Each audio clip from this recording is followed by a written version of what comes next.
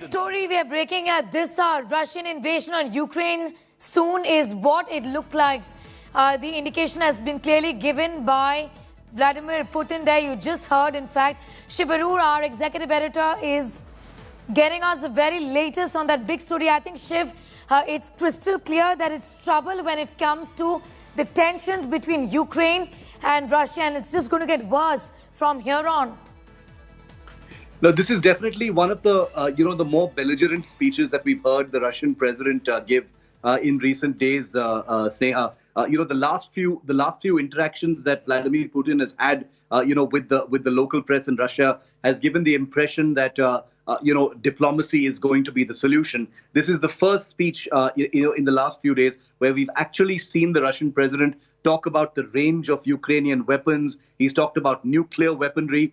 He's talked about why this issue is being taken so seriously. And remember, he isn't just talking off the bat. He's talking in the wake of Russian parliament clearing the use of military force in eastern Ukraine. He's provided a very clear, a roadmap about the injection of military force and troops into eastern Ukraine, two regions, that have been, in a strategic flourish, declared as independent nations by the Russian president, late last night, India time.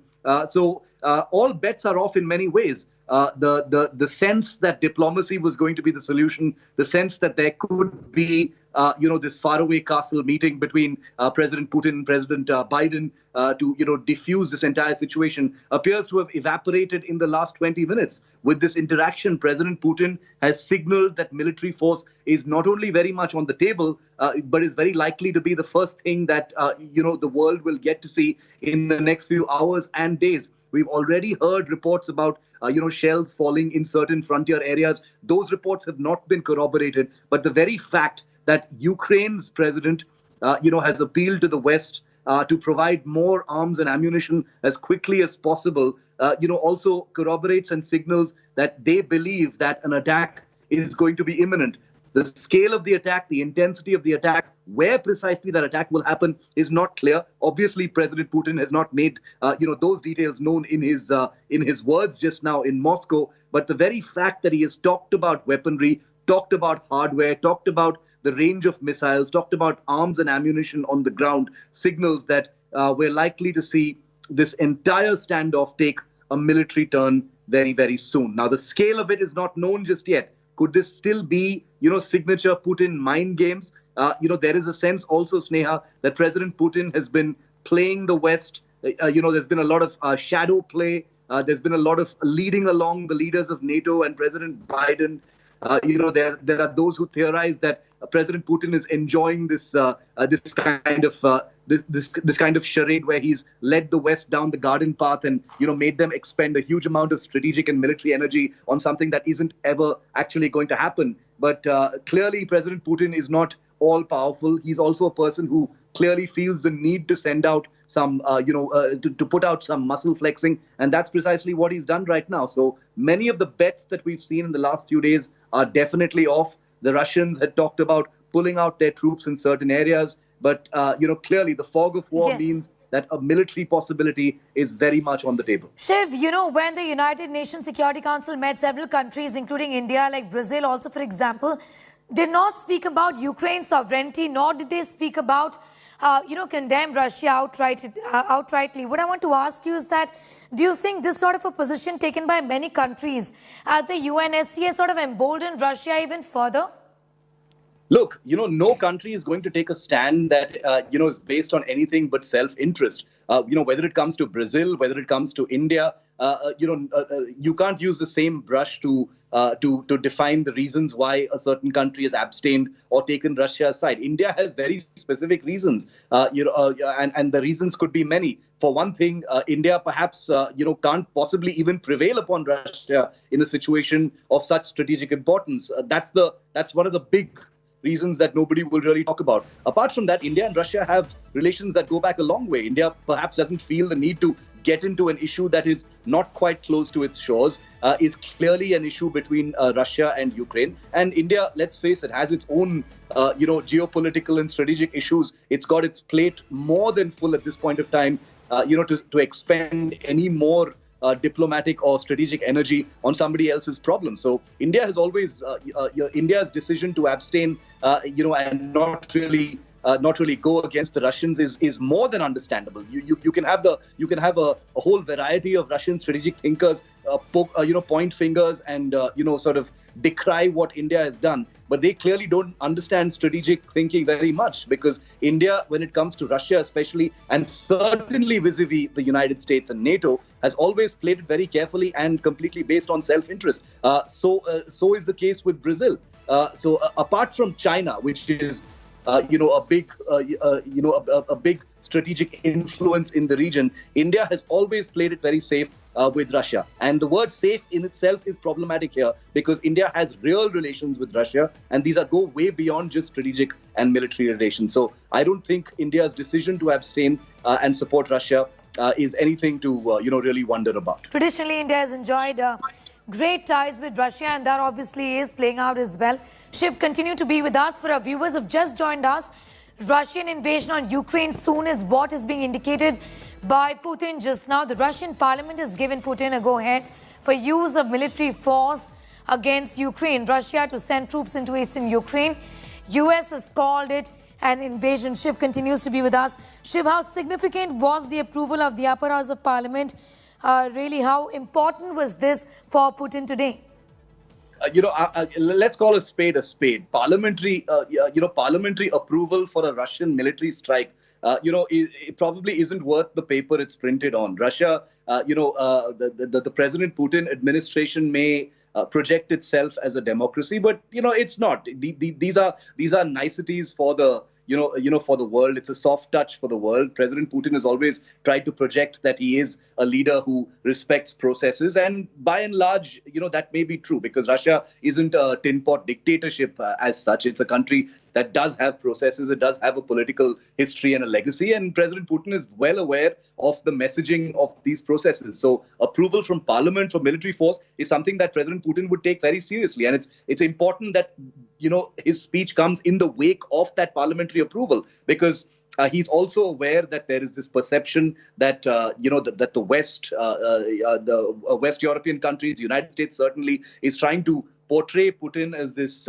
as this autocratic monster who's going to do exactly as he pleases, and nobody in his own country can stop him. So these little messages like parliamentary approvals, and bureaucratic processes and clearances, something that we are so familiar with here in India, are very, very important bells and whistles in the larger game, that's being played out between the West and Russia. And the very fact that you see messages like the unfairness of the Cold War treaties being imposed on Russia also hark back to some of the things that we've heard said in Western Europe after the First World War. So this is incredible. There are many links between European history and what's playing out right now. It's going to be very interesting to see how this actually plays out. What's happening in Kiev, what's happening in Moscow. The next 48 hours could tell everything. To be with us, we'll just come back to you for more on that story. Lalit Keja, senior journalist, is now joining us from Washington, D.C. Thank you for your time. How do you look at this big announcement coming in from Putin right now? It does appear that all decks are cleared for a Russian invasion of Ukraine. Mr. Jha. Yeah, you look from Washington, D.C., I can tell you this is what the Biden administration has been saying for the last couple of weeks. In fact, last few days, they have been insisting that invasion is imminent and could happen anytime. So they're expecting this, and they had made preparations for that. As Jen Psaki and other officials said yesterday, they have series of plans how to handle this. Not in terms of sending any troops, that has been totally ruled out, but they will come up with series of sanctions, tough sanctions against Russia today and in coming days. Secretary of State Blinken is going to address a press conference in a short while from now, and President Biden is also scheduled to address the nation around 1 o'clock, which is around 11:30 p.m. India time. Also, Mr. Jha, how do you look at the manner in which countries like India and also Brazil, for example, I'm just citing these two examples right now, have in fact commented on Ukraine and Russia, essentially not outrightly, speaking about Ukraine's sovereignty or condemning Russia's actions, by and large talking about the need to de-escalate and the need for peace in the region? You know, India over the last 70 years has emerged as a very mature democracy. It is acting as a responsible global player. That's how the Washington looks at it. What is India's viewpoint on this? I think it's better to ask the Indian officials about it. What next as far as America is concerned? Do give us a sense of what really is expected, because the US has spelled it out clearly, saying that this is an invasion and this is going to happen in the next few days, was what was warned by President Joe Biden. You know, President Biden and a team, his administration has spelled out few policies, given indication what their policy is looking like in the case of a Russian invasion of Ukraine. One, they have ruled out sending any troops on the ground in Ukraine. Number two, they have said they are coming out with a series of punitive actions, economic sanctions against Russia. And number three, they have said they are going to work with their friends and allies so that their sanctions are very effective against Russia. All right, that's a big story. We're getting it this up for our viewers. Ukraine has urged the West to step up arms supply to help it resist Russia, as what the foreign minister has also said. Shiv Arur, our executive editor, also continues to be with us. Shiv, do take us through the details of the kind of support that Ukraine essentially has been receiving vis-a-vis the kind of request it has put up, urging the West to step up arms supply to help it.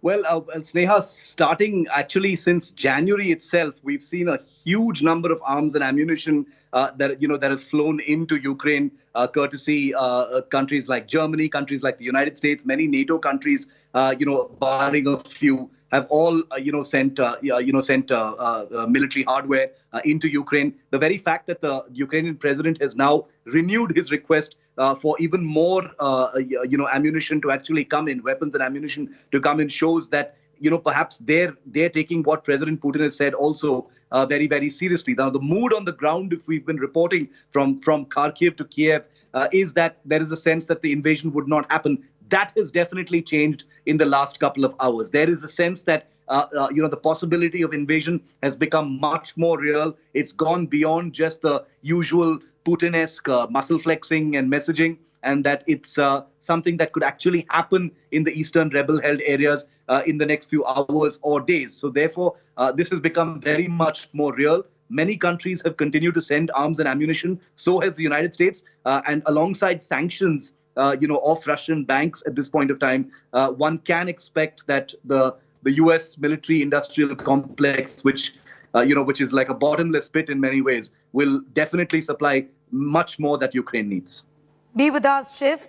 Mr. Jha, just to give us a sense of what other global consequences could Russia really face for this move in days and weeks to come. US, of course, has announced sanctions or will be announcing sanctions, more sanctions on Russia. But what next as far as the other countries are concerned? Yeah, it all depends, as you rightly said, it all depends how much global support United States is able to muster against Russia. Today, there is going to be discussion in the UN Security Council in New York. As you know, Russia and China both have veto power as the permanent members of the UN Security Council, and there is unlikely any move going to happen on that front, because they will be using the veto against any statement against Russia. But still, the US is insisting that there should be some discussion on the Russian actions in Ukraine. Let's see how things plays over there. In the last couple of days and last 24 hours, both President Biden and Secretary of State Tony Blinken have reached out to the number of counterparts in Europe. The view they are getting here, the sense they are getting here, that there is a unanimous and complete support from their key European partners. But one has to see how things plays out in the next couple of days, to what extent these countries, France, Germany, are going to support, other European countries are going to support United States in their actions against Russia, because they have to, lot of things depends on the gas pipeline as well and the economic ties. All right. Mr. Lalija, thank you so much for joining us with your perspective. We'll, of course, connect with you again on that big development that we're reporting on. I'm thanking my colleague Shiv as well. Okay, in fact, we've decided to, in fact, continue to keep a close eye on this story right now. We are focused on what really is happening. Remember to tell our viewers that Russian President Vladimir Putin has just announced that he's got the sanction of the upper house of Parliament to, in fact, launch an attack when it comes to Ukraine, to use forces against Ukraine. Clearly, Russia is stepping up offensive against Ukraine, from US and UK's sanctions to Germany halting the Russia gas pipeline. Putin is also going to be facing global consequences for this move.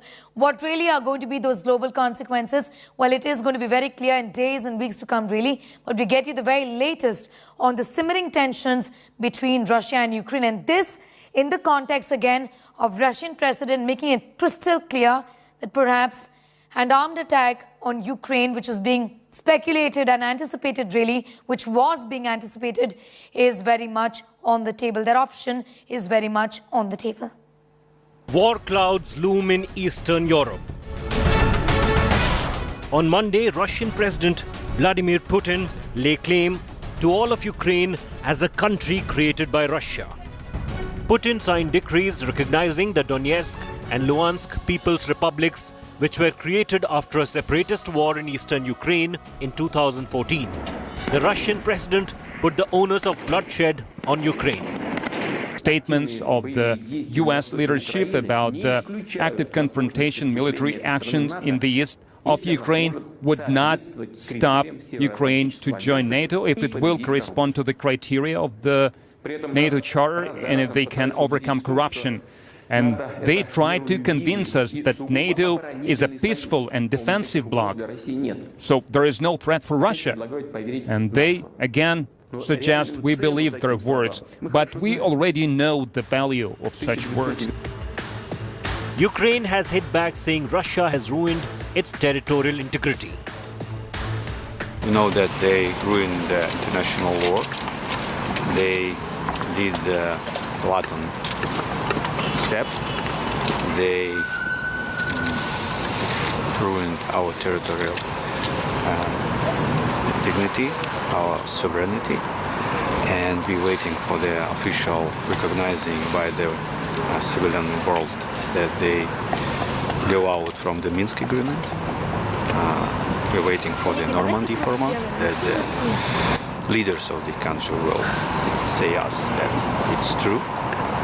And after that, we will decide what we will do with new platform. The US has hit back with sanctions against the Russian-aligned zones.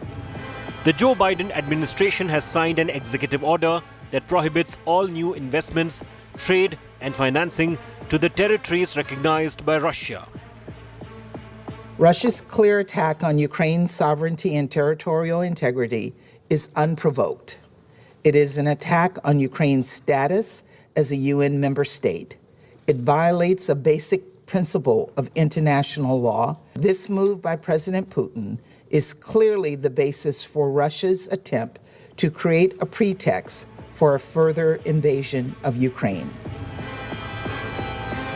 UK Prime Minister Boris Johnson called Russian action in Ukraine a pretext for a full-scale invasion, imposing sanctions on 5 key Russian banks and freezing assets of 3 Putin aides.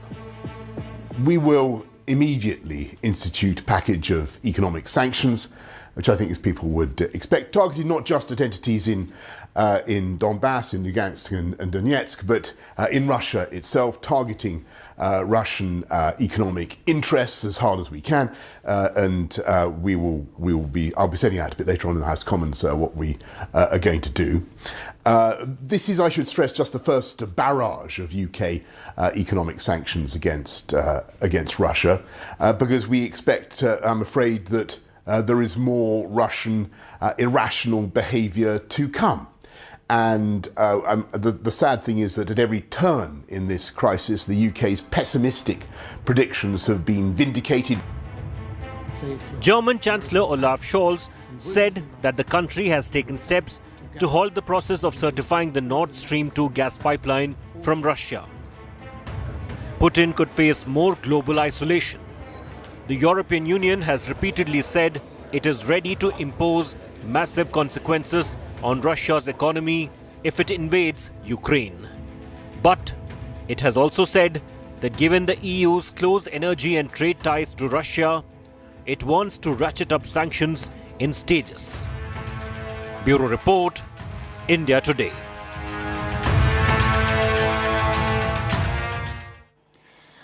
An announcement coming in from Russian President just a few minutes ago. And what does this really mean? Because he says the upper house has given him the sanction to in fact launch a military offensive against Ukraine. Lalit K. Jha, senior journalist, continues to be with us, and he is joining us from Washington, D.C. I'm also going to go across to my colleague Shivarur in a bit from now. This move, Mr. Jha, is now going to, in all possibility, trigger really the full range of sanctions coming in not just from the US, but also from the West, from other countries like Europe. Yeah, you're right. This is what the Biden administration has been saying for the last couple of days, that they have met all plans for imposing tough sanctions on Russia. This will not be announced in one go. They will keep on announcing days after day. But at the same time, they have ruled out sending any troops to Ukraine against the Russian troops. These two things are clear by now. But it also depends, the success of these sanctions depends on how much support United States is able to garner among the not only European partners, but also key countries, including China would play an important role. India is there, Brazil is there, other countries are there. But what kind of support these countries are willing to extend to United States? In Europe, several countries depend on gas pipeline from Russia as well. That has also to be taken into account. Russia's Parliament's upper house on Tuesday has in fact voted to allow President Vladimir Putin. That development from just a few minutes ago, and that was announced by Russian President Vladimir Putin. What does this really mean for Ukraine in days and weeks to come? Something that the world essentially had been dreading. The president there recognizing two breakaway regions earlier yesterday in eastern Ukraine as independent, and ordered the Russian army to launch what Moscow called a peacekeeping operation in the area. These are two places in eastern Ukraine. Here's a complete report. Russian President Vladimir Putin recognized two breakaway regions in eastern Ukraine as independent on Monday and ordered the Russian army to launch what Moscow called a peacekeeping operation in the area. The moves further up the ante in a crisis the West fears could unleash a major war.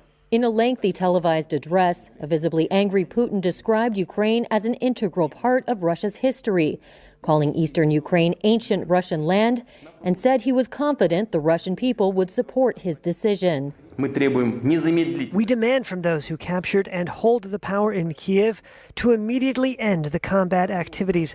Otherwise, all responsibility for the possible continuation of the bloodshed will be entirely on the conscience of the regime ruling the territory of Ukraine.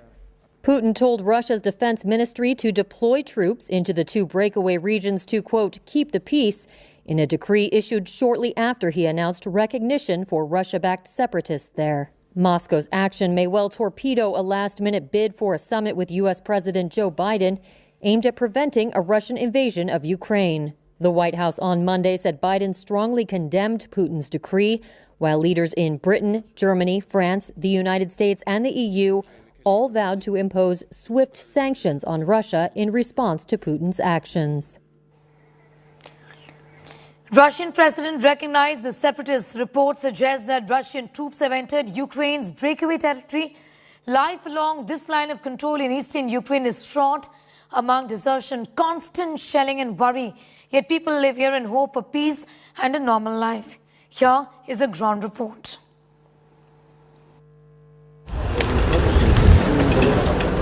There is a line that is dividing what was supposed to be a single political entity.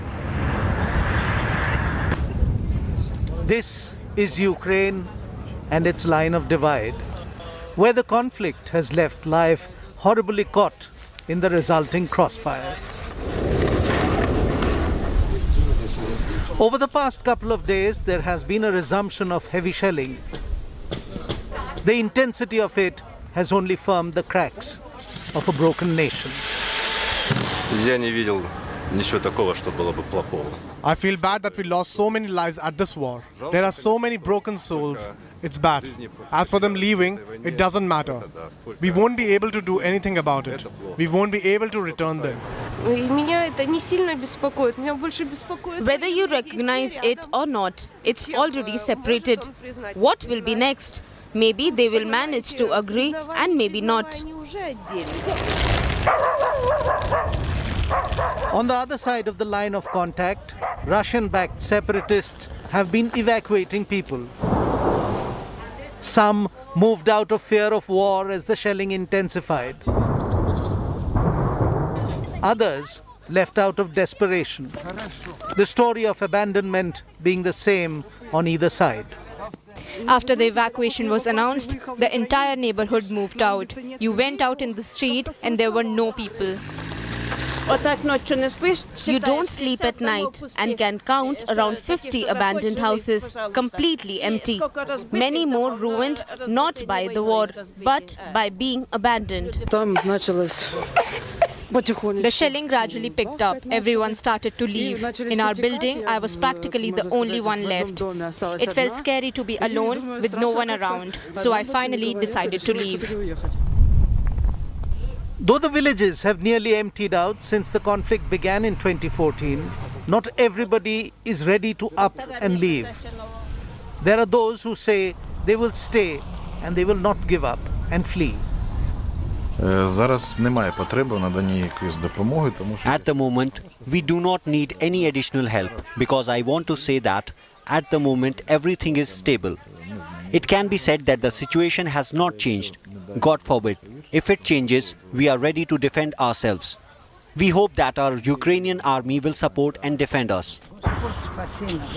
In some villages like these along the line of contact, all is not lost in the hearts of its residents. And hope still seems to linger for a peaceful resolution.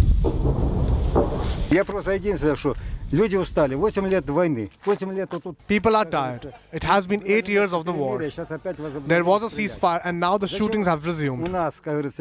Why do we have a profession called diplomacy if we are talking with weapons? It has to be resolved. Even our aggressor or non-aggressor Putin says that every war and confrontation ends at a negotiation table.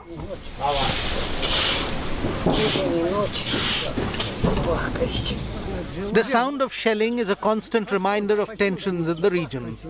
It has become largely a part of life for the people here.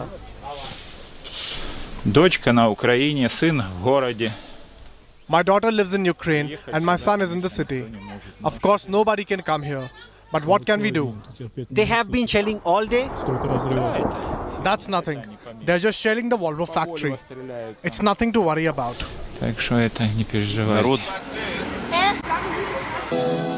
While world leaders look for solutions and guns face guns in belligerent righteousness, as the skies shell death from above, another invisible man-made line continues to extract life out of the living. This is Ukraine.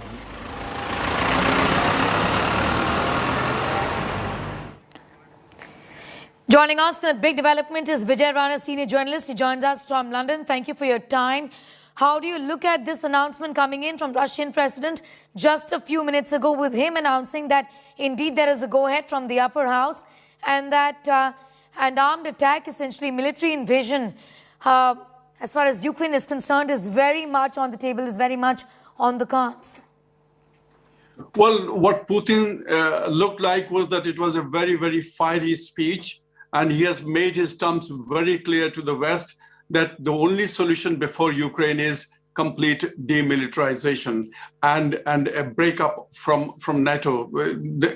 He said that the Ukraine should quit its NATO ambitions. So his terms are very clear that NATO or the West has no role inside Ukraine.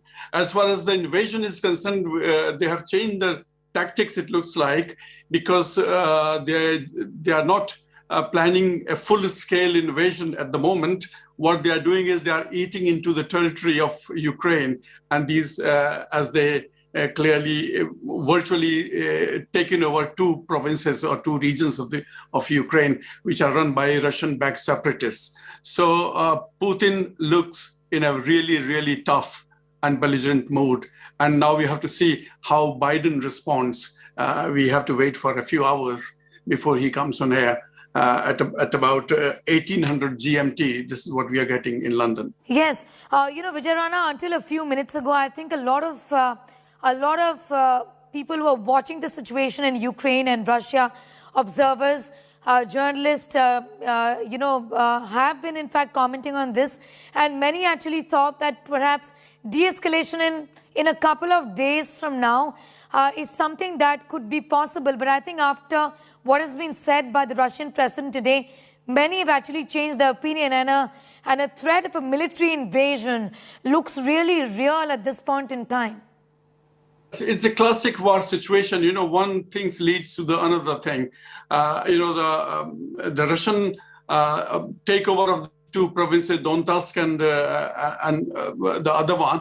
And after that, the West was left with no option but to respond. And they responded by declaring very tough economic sanctions against Russia.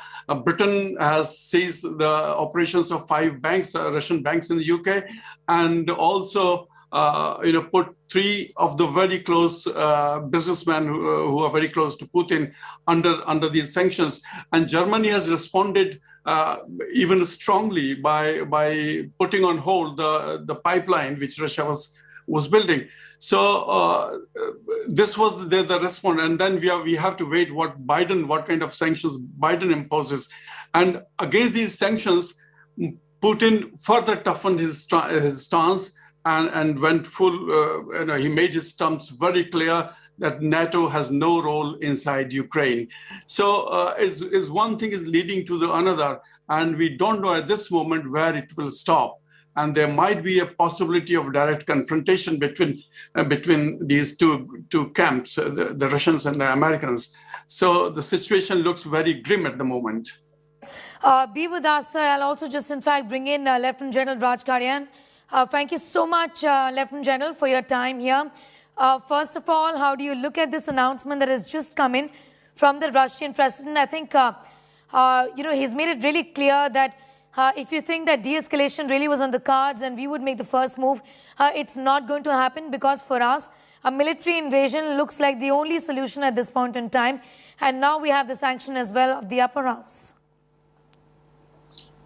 You see, if we have a brief look at the history, in 1990, when Soviet Union broke up, the understanding given to Gorbachev, as per Putin, was that NATO will not move further east from Germany. But over the years, at least 10 countries of the erstwhile Warsaw sphere of influence of the Soviet Union have joined NATO. Well, till now, at least, there was a cushion between the NATO and Russia, but Ukraine is absolutely on the doorstep of Russia, and Russia knows, and I think West knows, and that's what they intend, that if Ukraine joins, the next step is Moscow. So there is a basic principle that when you surround an adversary, you should always leave at least one escape route open. Otherwise, if you close all the doors, he has no choice but to stand and fight. I think while I am a peace-loving person, we want peace all over, and that has happened in case of Putin. First, you don't give him an assurance that Ukraine will not join NATO, which he has been asking for many weeks now. Then, as a last-ditch effort, Biden agrees to have a summit with Putin with the precondition that Putin will not attack Ukraine. So you close the last open door. So I don't think Putin had a choice under the circumstances. He has only gone in part of the area that was pro-Russian, that was fighting against the Ukrainians. It is only up to the control line that area extends further west. Whether Russia goes or not, logically, militarily, it makes sense that if you declare two republics, you should at least get their area freed from Ukraine control. So far, Russia was helping the, if we can call them militants or the detractors who were fighting against Ukrainian forces. That help was not overt. He was doing it covertly. After the recognition of these two regions as a republic, Russia will now do openly.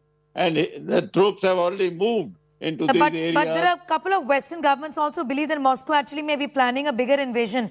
The most likely looks like a strike from the east. Also, you know, Lieutenant General Karyan.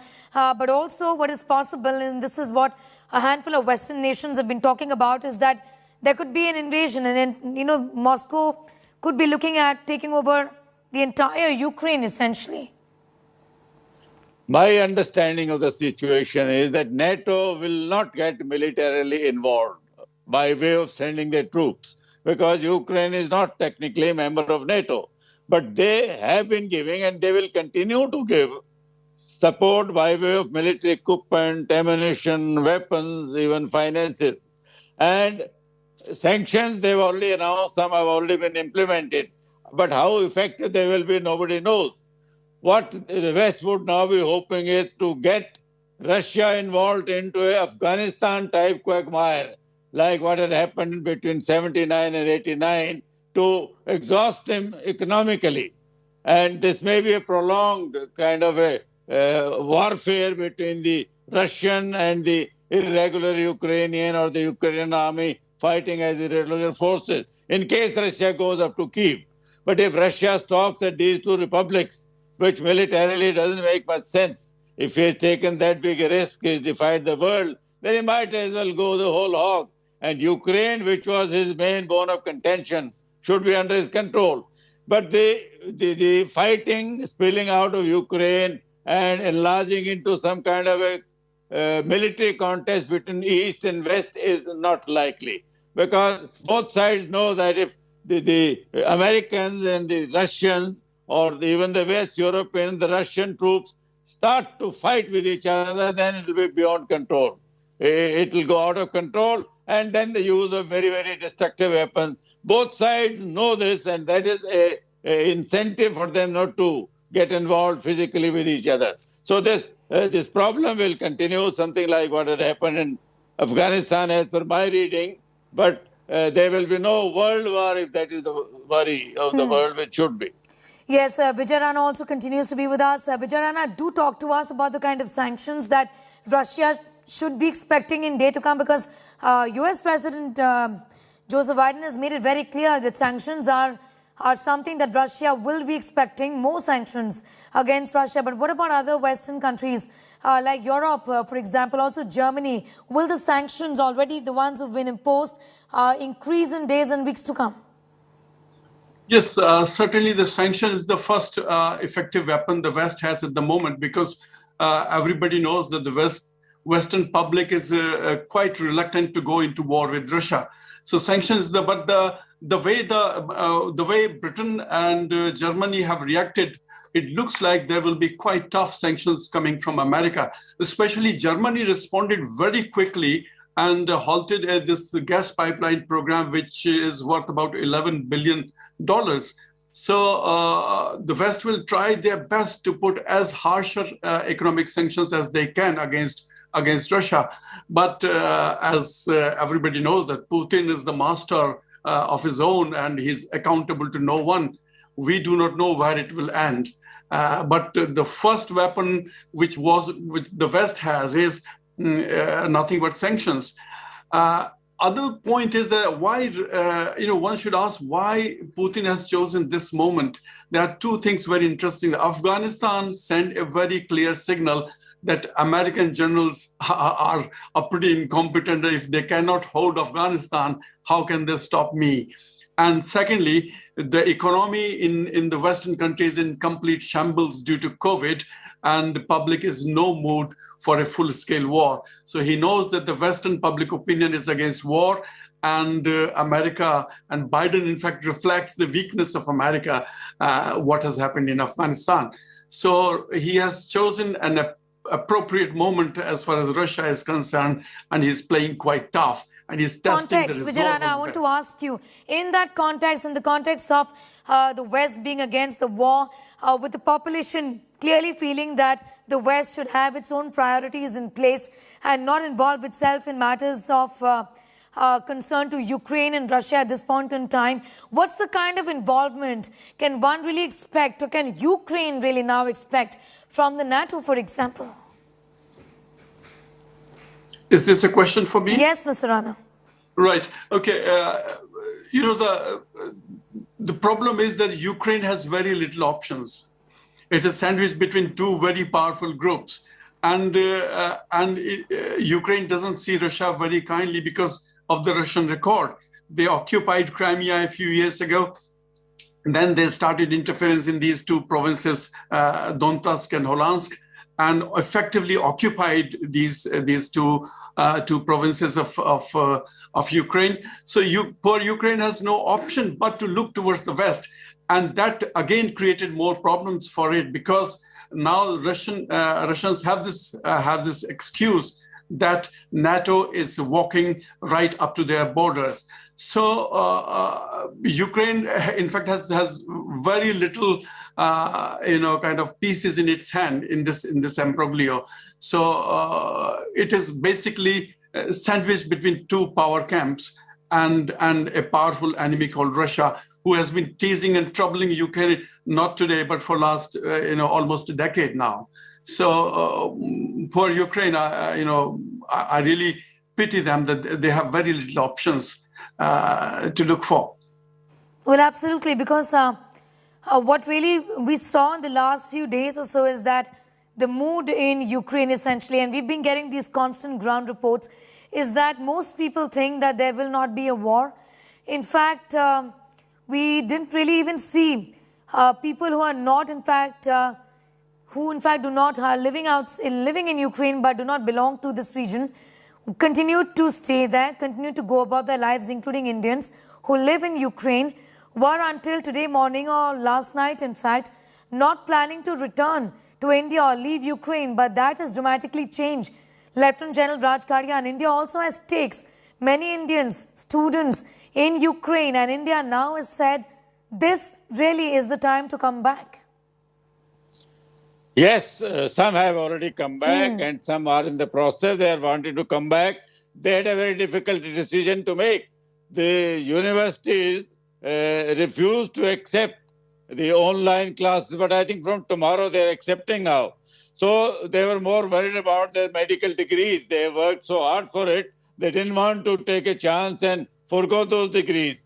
So they were wanting an assurance from the university authorities that they will be accepted online.